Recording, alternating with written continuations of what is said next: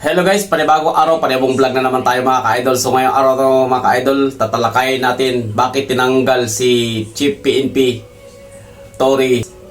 So kaya pala siya tinanggal dahil marami siyang ginawa, no? Marami siyang dinamay pala.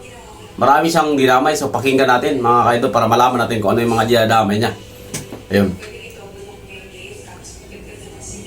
Sa tuklaw kundi sa iba pang mga droga, lahat ng pinagbabawal na gamot, walang mabuting idudulot sa inyo yan. At itong bottom line lang dyan, wala pa akong nakitang adik na maganda at gwapo. Lahat ng adik, pangit. Di ba may nakita pa kayong, di ba dati, tingnan nyo ang before and after. Artista, napakaganda, na adik, tingnan mo yung isura. So kaya pala Diretsong usapan, real talk. Wala pang adik. kaya pala natatanggal siya sa pagka-Chief PNP kasi pati ako nadamay sa sinasabi niya. Walang adik na gwapo, kundi puro pangit. Pati yung sarili niya.